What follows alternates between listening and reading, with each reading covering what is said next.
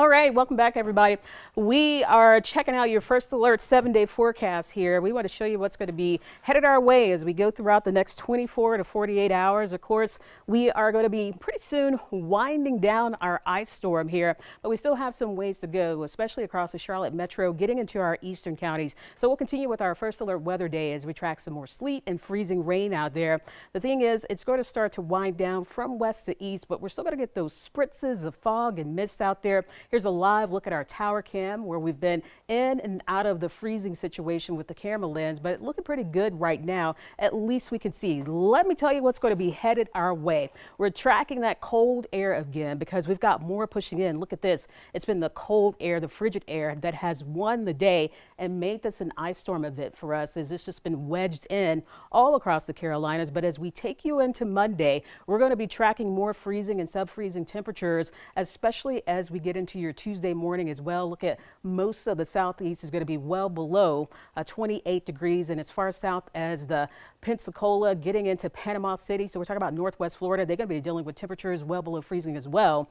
Well below 32 degrees. Next 7 days here, we've got temperatures into the 20s and the teens. The coldest day this week will be on Tuesday morning. We're down to 12 degrees. It's going to feel even colder when you factor in those winds. Currently, we still have the ice storm warnings. We also have those winter storm warnings for the counties that are shaded in the pink. That just means at times you'll get some sleet mixed in, but we just want you to know that you want to stay off those roadways because we still have treacherous travel conditions out there and still the potential for some power outages as well. Now, it's been the tale of two air masses for today with some warm, moist air to the south. Look at Macon, Georgia. They're at 42. It's 55 degrees once you get into Auburn, Alabama there. But for the Carolinas, because of that wedge of cold air, that frigid air, we're stuck into the 20s and the 30s, and you can see that when we look at the precipitation. We still are covered in the pink with a mixed bag of precipitation. And to the south, look at that, past 3 hours here, lightning strikes, severe thunderstorm warnings. So there you see a very dynamic system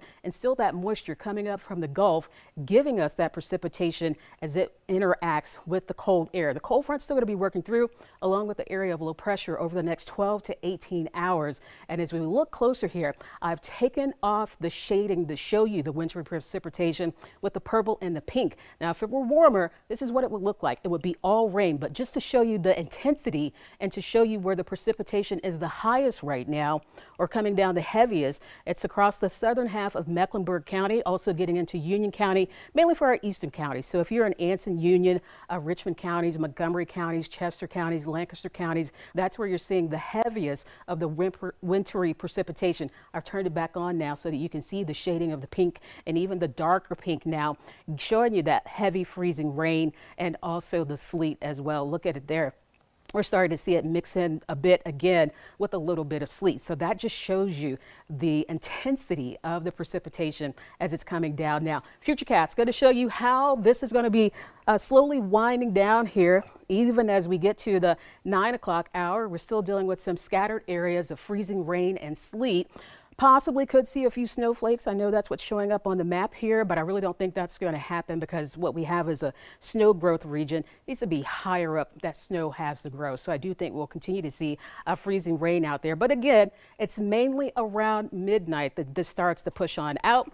We get the colder air starting to push into our area, but we will make it into the low to mid 30s by tomorrow afternoon.